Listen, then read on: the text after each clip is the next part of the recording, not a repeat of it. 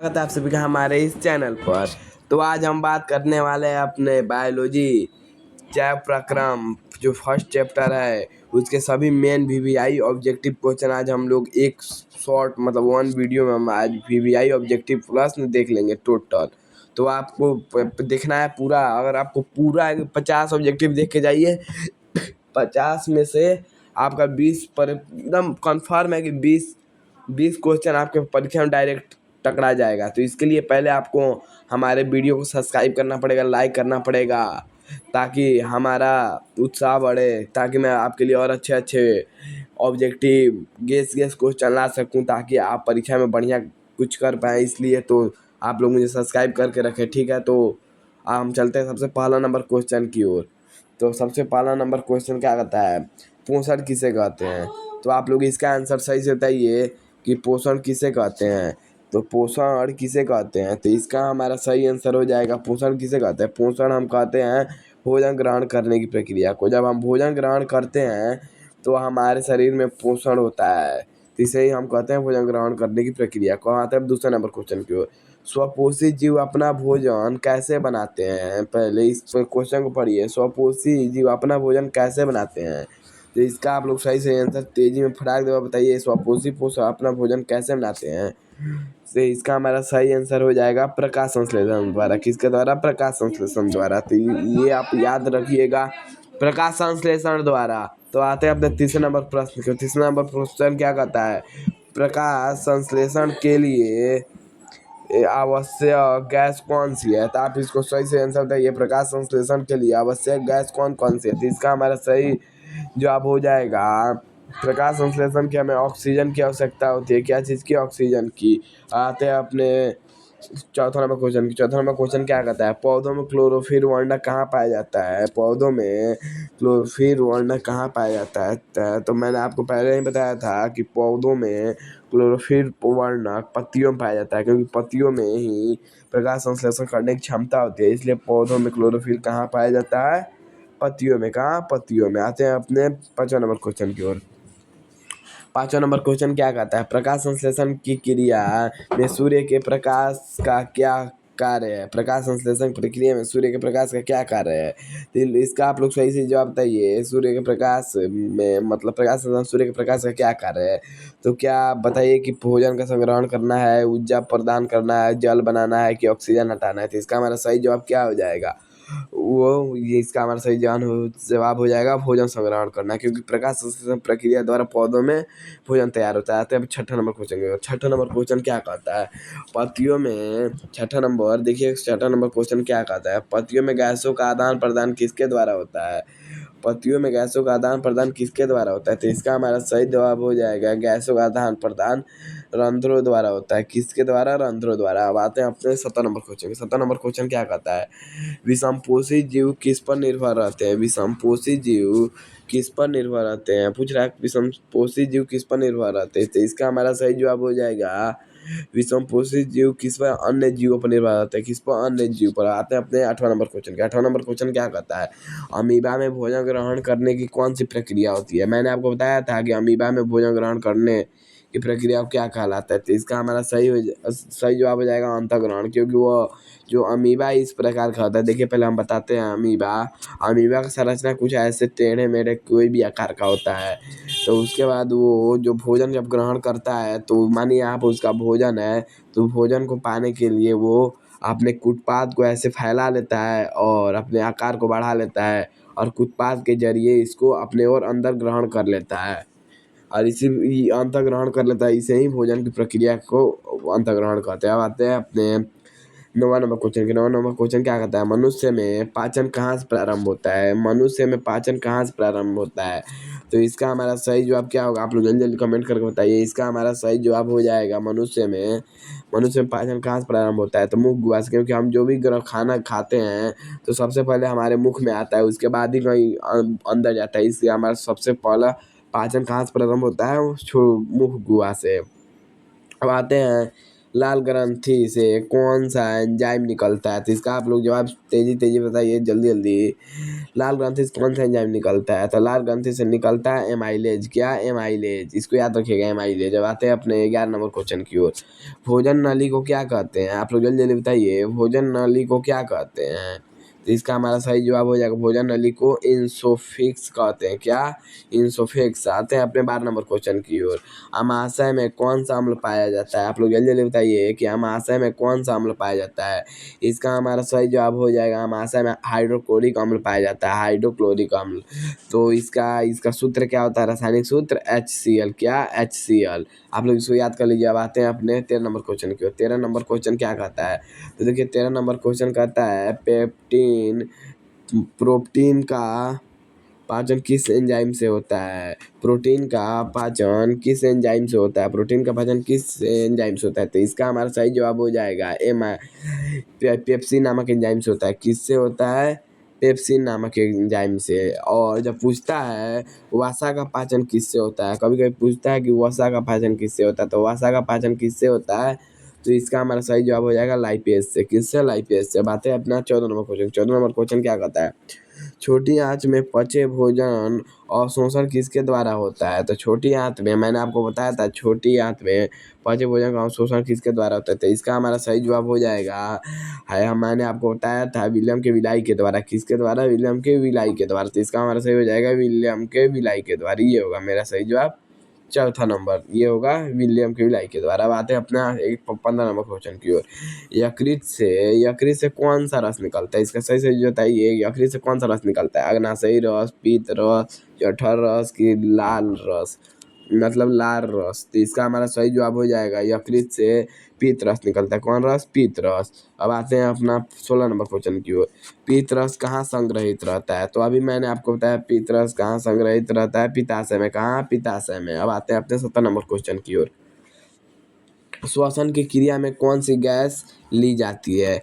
मतलब पृथ्वी के कोई भी जीव हो, श्वसन करते समय वो कभी भी ऑक्सीजन गैस लेता है। कौन? ऑक्सीजन। और इसका रासायनिक सूत्र होता है O2। क्या? O2। अब आते हैं अपना 18 नंबर क्वेश्चन की। ऊर्जा मुक्त करने की प्रक्रिया को क्या कहते हैं?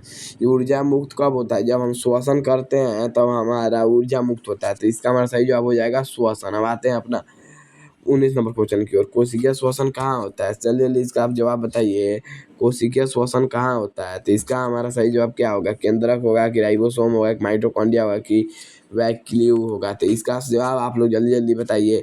इसको मैं आपके लिए छोड़ दे रहा हूँ, इसका जवाब आप लोग कमेंट में बताइएगा। इसका जवाब आप लोग कमेंट में बताइएगा। देखते हैं किसका सही होता है। अब आते हैं अपना 20 नंबर क्वेश्चन की ओर। मनुष्य में श्वसन अंग कौन सा है? मनुष्य जो मानव होता है उसका श्वसन अंग कौन सा है? तो इसका हमारा सही जवाब हो जाएगा, मनुष्य में पाचन मतलब श्वसन अंग होता है फेफड़ा। क्या? फेफड़ा। और मछली में क्या होता है? आप लोग जल्दी जल्दी कमेंट करके बताइए। और मछली में क्या होता है बताइए आप लोग जल्दी। मछली में क्या होता है? मछली में वो क्या होता है? आप लोग जल्दी जल्दी बताइए। अब आते हैं अपने क्वेश्चन नंबर 21 में। फेफड़ों में गैसों का आदान प्रदान कहाँ होता है? मतलब फेफड़ों में गैसों का आदान प्रदान, रुकिए, फेफड़ों में गैसों का आदान प्रदान कहाँ होता है? तो इसका हमारा सही जवाब क्या होगा? फेफड़ों में गैसों का आदान प्रदान कहाँ से होता है? ब्रोंकाई के द्वारा। किसके द्वारा होता है? ब्रोंकाई के द्वारा। इसको आप याद कीजिएगा। उसके बाद आते हैं 12 नंबर क्वेश्चन की। 12 नंबर क्वेश्चन क्या कहता है? इसको आप जल्दी बताइए। 22 नंबर, कल देखिएगा 22 नंबर क्वेश्चन क्या कह रहा है? आप लोग जल्दी देखिए। रक्त में ऑक्सीजन का परिवहन कौन करता है? तो रक्त में ऑक्सीजन का परिवहन कभी भी कौन करता है? हीमोग्लोबिन। कौन करता है? हीमोग्लोबिन। अब आते हैं अपने क्वेश्चन नंबर 23 की ओर। 23 नंबर क्वेश्चन क्या कहता है? मानव हृदय में कितने कक्ष होते हैं? मानव हृदय में कितने कक्ष होते हैं? तो इसका हमारा सही जवाब क्या होगा? जल्दी जल्दी कमेंट करके बताइए। मानव हृदय में 4 कक्ष होते हैं। कितने कक्ष होते हैं? 4। मानव जो हृदय होता है, मानव हृदय की संरचना कुछ इस प्रकार की होती है। चलिए पहले हम आपको उसको संरचना बनाते हैं। छोटा सा है इसलिए कैसे भी बना देते हैं कुछ ऐसे। हृदय की संरचना होती है कुछ का, तो इसमें 4 खंड बचे होते हैं। तो जो ऊपर वाला हम इसको रचित कर देते हैं, तो आप समझ जाइएगा। जो ऊपर वाला खंड होता है छोटी, मतलब इसमें होता है, उसको रुकिए अभी हम आपको बताते हैं। ये वाला, ये दायां अलिंद होता है, दायां अलिंद, तो फिर इसके बगल वाला होता है दाया नीले, और फिर तो भी इसके तो फिर नीचे वाला होता है बाया नीले, बाया लीन, तो उसके बगल वाला होता है दाया नीले। ये 4 खंड में बाँटा होता है। तो चलिए अब आते हैं अपने क्वेश्चन नंबर 24 की ओर। 24 नंबर क्वेश्चन क्या कहता है, हृदय से रक्त शरीर के विभिन्न भागों तक कौन पहुँचाती है? हृदय से रक्त शरीर के विभिन्न भागों तक कौन पहुँचाती है? तो इसका जवाब आप लोग जल्दी जल्दी बताइए। हृदय के रक्त के शरीर में विभिन्न भागों तक कौन पहुँचाती है? तो इसका हमारा सही जवाब क्या होगा? क्या होगा इसका हमारा सही जवाब? धमनियाँ होता है। क्या होता है? क्या होगा इसका हमारा सही जवाब? धमनियाँ होगा। अब आते हैं अपने क्वेश्चन नंबर 25 की ओर। अब देखिए 25 नंबर क्वेश्चन क्या कहता है, आप लोग जल्दी कमेंट करके बताइए 25 नंबर क्वेश्चन क्या कर रहा है। 25 सिराओं का कार्य क्या है? तो सिराओं का कार्य क्या है? आप लोग जल्दी जल्दी इसका जवाब बताइए, सिराओं का कार्य क्या है? तो इसका हमारा सही जवाब क्या होगा? रक्त को हृदय से बाहर ले जाना नहीं, रक्त को हृदय तक लाना नहीं, हाँ रक्त को हृदय तक लाना। क्या होगा? रक्त को हृदय तक लाना। अब आते हैं अपने क्वेश्चन नंबर 26 को। 26 नंबर क्वेश्चन क्या कहता है, रक्त का तरल भाग क्या कहलाता है? जो रक्त का तरल भाग होता है उसे हम लोग क्या कहते हैं? रक्त में जो तरल भाग होता है उसे हम लोग कहते हैं हीमोग्लोबिन। क्या कहते हैं? हीमोग्लोबिन। अब आते हैं 27 नंबर क्वेश्चन क्या कहता है, पहले ये देखिए 27 नंबर क्वेश्चन क्या कर रहा है। 27 नंबर, रक्त का लाल रंग किसके कारण होता है? रक्त का लाल रंग किसके कारण होता है? ये तो आपने लोगों ने बचपन से ही पढ़ा होगा, रक्त का लाल रंग किसके कारण होता है? तो इसका हमारा सही जवाब हो जाएगा हीमोग्लोबिन कारण। किसके कारण? हीमोग्लोबिन कारण। अब आते हैं हमने क्वेश्चन नंबर 27 की ओर। रक्त का लाल रंग किसके कारण होता है? रक्त का लाल रंग किसके कारण होता है? जल्दी जल्दी कमेंट करके बताइए, रक्त का लाल रंग किसके कारण होता है? अभी मैंने आपको बताया, फिर से हो गया हीमोग्लोबिन कारण। अब आते हैं 28 नंबर क्वेश्चन की ओर। पौधों में जल का परिवहन कौन करता है? पौधों में जल का परिवहन कौन करता है? तो जो पौधों में होता है जल का परिवहन कौन करता है? जाइलम। कौन? जाइलम। आते हैं अपने क्वेश्चन नंबर 29 की ओर। 29 नंबर क्वेश्चन क्या कहता है, पौधों में भोजन का परिवहन किसके द्वारा होता है? जल का परिवहन होता है जाइलम द्वारा, और भोजन का परिवहन होता है फ्लोएम द्वारा। किसके द्वारा? फ्लोएम द्वारा। अब आते हैं क्वेश्चन नंबर 30 की ओर। वाष्पोत्सर्जन मुख्य कहाँ से होता है? सबसे मुख्य कहाँ होता है? वाष्पोत्सर्जन मुख्य कहाँ होता है? तो इसका हमारा सही जवाब क्या होगा? जल्दी जल्दी बताइए। सही जवाब इसका हमारा हो जाएगा पत्ती द्वारा। क्या? पत्ती द्वारा। आते हैं अपने क्वेश्चन नंबर 31 की ओर। 31 नंबर क्वेश्चन क्या कहता है, उत्सर्जन क्या है? उत्सर्जन क्या है? तो इसका सही जवाब हमारा क्या होगा? उत्सर्जन क्या है? तो क्या होगा? जल्दी जल्दी बताइए, इसका सही जवाब क्या होगा? उत्सर्जन क्या है? इसका सही जवाब क्या होगा? अवशिष्ट पदार्थ को शरीर से बाहर निकालने की प्रक्रिया को हम क्या कहते हैं? उत्सर्जन कहते हैं। क्या कहते हैं? उत्सर्जन। अब आते हैं अपने क्वेश्चन नंबर 32 को। 32 नंबर क्वेश्चन क्या कहता है, मानव शरीर में मुख्य उत्सर्जी अंग कौन है? मानव शरीर में मुख्य उत्सर्जी अंग कौन है? तो इसका हमारा सही जवाब क्या होगा? इसका हमारा सही जवाब हो जाएगा, मानव शरीर में प्रमुख उत्सर्जी अंग होता है वृक्क, क्योंकि वृक्क से हम मूत्र का निर्माण होता है। अब आते हैं अपने क्वेश्चन नंबर 33 को। 33 नंबर क्वेश्चन क्या कहता है, वृक्क की सकारात्मक एवं क्रियात्मक इकाई किसे कहते हैं? वृक्क की सकारात्मक एवं क्रियात्मक इकाई किसे कहते हैं? तो इसका हमारा सही जवाब हो जाएगा नेफ्रॉन को। किसे कहते हैं? नेफ्रॉन। और लगभग एक वृक्क में कितने नेफ्रॉन पाए जाते हैं? लगभग 10 लाख। कितने? 10 लाख। 10 लाख। अब आते हैं अपने क्वेश्चन नंबर 34 की ओर। मूत्र में मुख्यतः कौन क्या पाया जाता है? तो मूत्र में मुख्यतः यूरिया पाया जाता है। क्या? यूरिया। अब आते हैं क्वेश्चन नंबर 35 की ओर। 35, पौधों में उत्सर्जन कैसे होता है? कि पौधों में उत्सर्जन कैसे होता है? तो इसका हमारा सही जवाब क्या होगा? जल्दी जल्दी बताइए, पौधों में उत्सर्जन कैसे होता है? उपयुक्त सभी द्वारा। किससे होता है? पत्तियों द्वारा, जड़ों द्वारा, रंध्रों द्वारा, इनमें सभी होगा। अब आते हैं अपने क्वेश्चन नंबर 36 को। 36 नंबर क्वेश्चन क्या कहता है, प्रकाश संश्लेषण का अंतिम उत्पाद क्या है? अंतिम उत्पाद क्या है? क्या होता है इसका अंतिम उत्पाद? प्रकाश संश्लेषण का क्या होगा? इसका हमारा सही जवाब हो जाएगा ग्लूकोज। आते हैं अपने क्वेश्चन नंबर 37 को। 37 नंबर क्वेश्चन क्या कहता है, अवायवीय श्वसन में कौन सी गैस नहीं ली जाती है? अवायवीय श्वसन में कौन सी गैस नहीं ली जाती है? तो इसका हमारा सही जवाब हो जाएगा, अवायवीय श्वसन में ऑक्सीजन गैस नहीं ली जाती है, क्योंकि ऑक्सीजन की अनुपस्थिति में अवायवीय श्वसन होता है। अब आते हैं अपने क्वेश्चन नंबर 38 में। ईस्ट में अवायवीय श्वसन से क्या बनता है? ईस्ट में अवायवीय श्वसन से क्या बनता है? ईस्ट में अवायवीय श्वसन से स्टार्च बनता है। क्या बनता है? स्टार्च।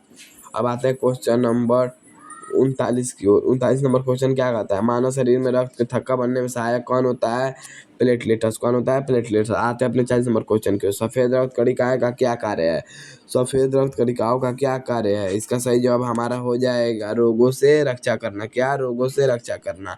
अब आता है क्वेश्चन नंबर 41 की ओर, हृदय की धड़कन को नियंत्रित करने वाला यंत्र क्या कहलाता है, पेसमेकर। क्या, पेसमेकर। अब आते हैं क्वेश्चन नंबर 42 में, पौधों में जल का अवशोषण कहाँ से होता है। इसका सही जवाब हो जाएगा जल का अवशोषण, मैंने आपको बताया था कि जल का अवशोषण मूल रोम के द्वारा होता है। अब आते हैं क्वेश्चन नंबर 33 की ओर, एटीपी का फुल फॉर्म क्या होता है, मतलब पूरा नाम एटीपी का क्या होता है। तो आप जल्दी जल्दी कमेंट करके बताइए एटीपी का पूरा नाम क्या होता है। Adenosine triphosphate, adenosine triphosphate. आज इसका आंसर ऑप्शन नंबर ए सही हो जाएगा। आते हैं अपने 44 नंबर क्वेश्चन की ओर, शरीर में ऊर्जा मुद्रा किसे कहते हैं, शरीर में ऊर्जा मुद्रा कहते हैं हम लोग एटीपी को, एडिनोसिन ट्राइफॉस्फेट को। अब आते हैं 45 नंबर क्वेश्चन की ओर, डायफ्राम कहाँ पाया जाता है। डायफ्राम हमारे फेफड़ों के नीचे पाया जाता है। कहाँ पाया जाता है, फेफड़ों में। जब हमारे फेफड़ा जब फूलते हैं तो डायफ्राम उसमें क्रिया करता है, मतलब डायफ्राम उसके साथ ऊपर नीचे होता रहता है। अब आते हैं अपने 46 नंबर क्वेश्चन की ओर, मनुष्य में दोहरा परिसंचरण तंत्र किससे संबंधित है। इसका जवाब आप लोग कहाँ बताइएगा, इसका जवाब आपको बताना है। इसका जवाब पौधों में, मतलब मनुष्य में दोहरा परिसंचरण किससे संबंधित है। तो इसका जवाब आप लोग कहाँ बताइएगा, कमेंट में। कहाँ, कमेंट में। अगर आपका कॉन्सेप्ट क्लियर हो गया होगा, अगर आपका कॉन्सेप्ट क्लियर हो रहा है सब में, तो आप जल्दी जल्दी कमेंट में डबल सी भेजिए। जल्दी जल्दी आप कमेंट में डबल सी टाइप करके भेजिए, double C double C double C. Double C का मतलब मेरा होता है कॉन्सेप्ट क्लियर। क्या, concept clear. Concept clear this result clear. Concept नहीं क्लियर होगा तो आपका रिजल्ट क्लियर नहीं होगा। अब आते हैं अपने 47 नंबर क्वेश्चन की ओर। 47 नंबर क्वेश्चन क्या कहता है, 47 नंबर क्वेश्चन कहता है धमनियों में रक्त का दबाव कैसे होता है। धमनियों में रक्त का दबाव कैसे होता है। तो इसका हमारा सही जवाब हो जाएगा दबाव कैसा होता है। तो इसका हमारा सही जवाब हो जाएगा धमनियों में रक्त का जवाब। इसका भी जवाब आप लोग को कमेंट बताइए। कहाँ, कमेंट में। आते हैं अपने क्वेश्चन नंबर 48 की ओर, बड़ी आंत का मुख्य कार्य क्या है। बड़ी आंत का मुख्य कार्य क्या है, बड़ी आंत का मुख्य कार्य क्या है। तो इसका हमारा सही जवाब क्या होगा, जल्दी जल्दी बताइए। इसका सही जवाब हमारा हो जाएगा बड़ी आंत का मुख्य कार्य क्या है, वसा का पाचन। वसा का पाचन। अब आते हैं अपने 49 नंबर क्वेश्चन की ओर। 49 नंबर क्वेश्चन क्या कहता है, चलिए देखते हैं 49 नंबर क्वेश्चन क्या कहता है। 49 नंबर क्वेश्चन कहता है पौधों में भोजन स्टार्च के रूप में कहाँ संचित होता है। तो इसका हमारा सही जवाब हो जाएगा पौधों में भोजन क्लोरोफिल में स्टार्च के रूप में संचित होता है। अब आते हैं अपने लास्ट क्वेश्चन, इस पूरे वीडियो का सबसे अंतिम क्वेश्चन, अर्थ शतक पुगने हो गया। अब आते हैं अपने जीवन के लिए आवश्यक जैव क्रिया को क्या कहते हैं, मतलब हम जो जीवन में जो भी हम क्रिया करते हैं तो उसे हम क्या कहते हैं। तो इसका हमारा सही जवाब क्या होगा, इसे हम कहते हैं, इसे हम कहते हैं, आप लोग जल्दी जल्दी कमेंट करके बताइए इसे हम क्या कहते हैं। तो इसका हमारा सही जवाब हो जाएगा, इसे कहते हैं जय प्रक्रम। क्या, जय प्रक्रम। क्या कहते हैं, जय प्रक्रम। आते हैं अपने क्वेश्चन नंबर, अब हमारा यहीं पे ख़त्म होता है हमारा पूरा क्वेश्चन। तो आशा करता हूँ कि आपको सभी क्वेश्चन समझ में आया होगा। तो ऐसे और सारे क्वेश्चन देखने के लिए मुझे सब्सक्राइब ज़रूर करें। और अगर आपको टोटल क्वेश्चन समझ में आ गया होगा तो कमेंट में पहले लिखिएगा कौन क्या क्या लिखना है। आप लोग को जल्दी जल्दी कमेंट में लिखना है। यहाँ पर क्या लिखेंगे आप लोग, जल्दी जल्दी लिखिए, बताइए क्या लिखना है। Concept clear. क्या, कॉन्सेप्ट क्लियर तो दिस रिजल्ट क्लियर। तो आज के लिए इतना ही। अब नेक्स्ट वीडियो में आपको हम अलग, अगर आप लोग ज़्यादा कमेंट करेंगे तो मैं आपके लिए भी और सारे सब्जेक्ट का भी वीवीआई ऑब्जेक्टिव क्वेश्चन लाऊंगा जो परीक्षा से डायरेक्ट लड़ जाएंगे। तो आज के लिए इतना ही, थैंक यू।